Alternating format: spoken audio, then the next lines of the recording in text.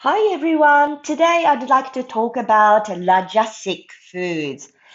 Bhagavad-Gita chapter 17 verse 9 explains what foods are Rajasic and what happens to us when we eat Rajasic foods.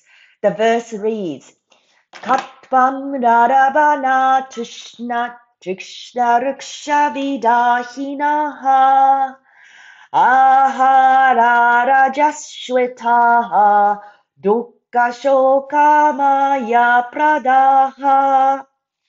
First, let's look at the last three words. These words explain what happens to us when we eat Rajasic foods. Dukkha means things like pain and stomach pain.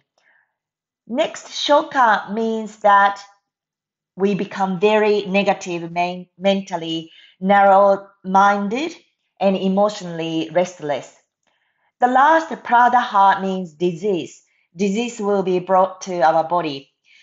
When we eat only Rajasic foods, we first get stomachache and then our attitude becomes negative and our body becomes imbalanced. So what are really Rajasic foods? The first word kattu means too sweet. Next, mamla is too sour.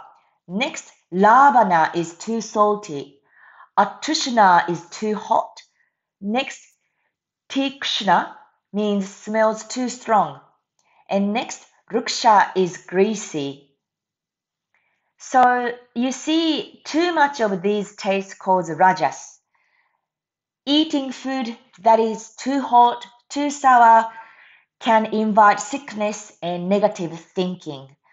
We sometimes crave for sweet and spicy foods. It is often when we are frustrated, stressed, we often crave for sweets and spicy foods. That's because the body is being Rajasic. Rajasic state of body and mind attract Rajasic foods. So you think about food. When you think about food that you want to eat, you will know what condition your body or mind is.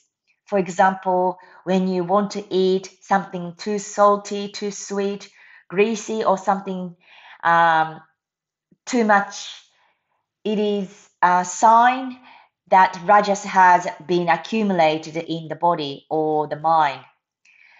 Rajas is often pleasing at the beginning, then brings suffering later.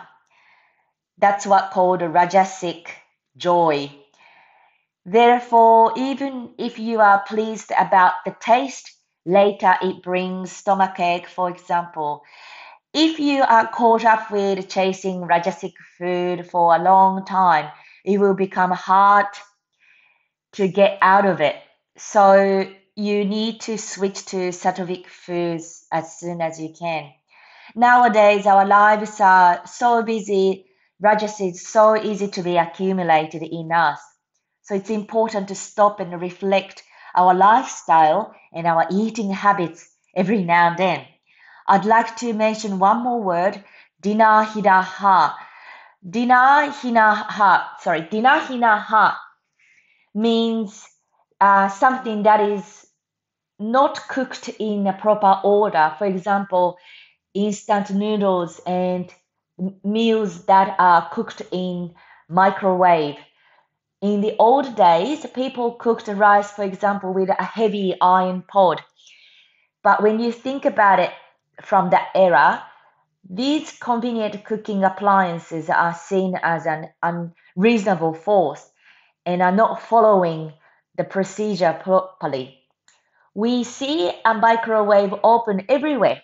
It is very convenient for saving time, but perhaps when we have time, we can cook meals without relying on such things. I have explained Rajasic foods referring to the Bhagavad Gita section 17, verse 9. So if you see yourself eating a lot of Rajasic foods, try to switch to Sattvic foods. Thank you very much for listening. Namaste.